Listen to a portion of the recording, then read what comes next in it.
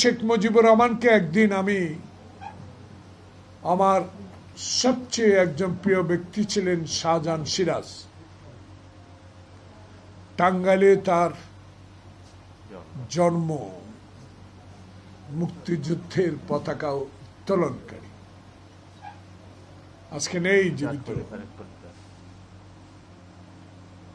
সেদিন এই শাহজাহান সিরাজের কথা আমার মনে হলো মাকে যখন দেখতে দেওয়া হয়।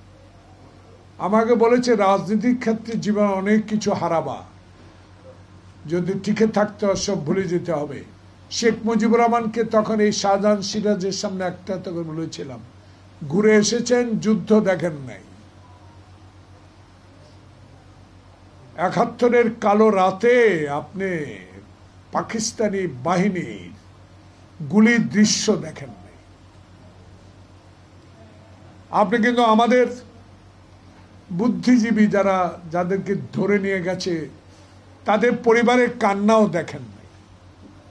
কিন্তু আপনি আজকে রাষ্ট্রপতি, প্রধান মন্ত্রী এবং জাতির পিতা। আপনার উচিত ছিল এই দেশে এসে সকল গুণীজনকে নিয়ে কথা বলা, যারা যুদ্ধ দেখেছে,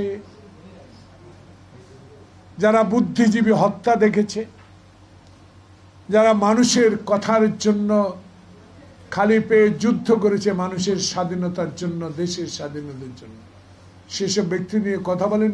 বুদ্ধিজীবী, বুদ্ধিমান, শিক্ষিত লোককে প্রধানমন্ত্রী করে আপনি একটা লাঠি হাতে ৩২ নম্বর বাড়িতে বসে থাকবেন।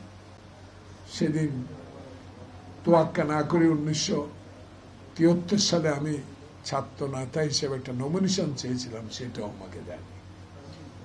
এত হিংসুটে লোক। আমি সেদিন শাহজাহান সিরাজ আমাকে বলেছে এর সাথে কোনো কথা বলে কোনো লাভ নেই।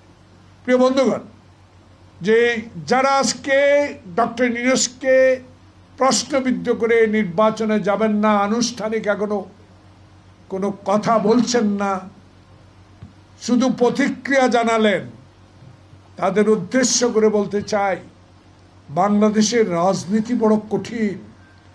বাংলাদেশের সৎ ব্যক্তির রাজনীতি প্রচলন করেছেন শহীদ প্রেসিডেন্ট জিয়াউর রহমান।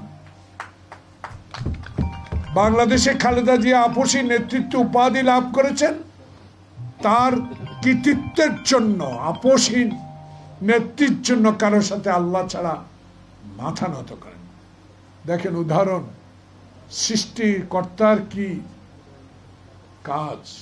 শেখ মুজিবের পুরা পরিবার ১ মিনিটে ধ্বংস হয়ে গেল। যারা শেখ মুজিবের নাম বিক্রি করে বাংলাদেশকে লুটে খেয়েছে, পার্শ্ববর্তী দেশ আমাদেরকে সহযোগিতার নামে যারা আমাদের গার্মেন্টস ফ্যাক্টরিকে সমস্ত মেশিনারি লুট করে নিয়ে গেছে, যারা বাংলাদেশে হাজার হাজার কোটি টাকার অস্ত্র লুট করে নিয়ে গেছে, তাদের পক্ষপাতিত্ব করার জন্য তাদের বিরুদ্ধে যখন কথা কেউ বলল, মেজর জলিল আমার প্রিয় নেতা, তাকেও কারাগারে যেতে হয়েছে। তখনও আমরা সেই দলই করতাম।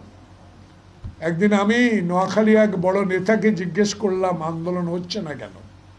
তো কেন, টাকা বানিয়েছি শেখ মুজিবের নামে, শেখ মুজিব মরে গেল, শেখ মুজিবকে আর কোনোদিনও তার দলকে ক্ষমতায় আনা যাবে না, অতএব বানিয়েছি, যা রুজি করেছি এটা নষ্ট করতে চাই।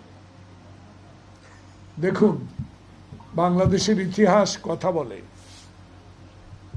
সে শহীদ প্রেসিডেন্ট জিয়াউর রহমানই, যিনি নির্বাসিত ছিলেন,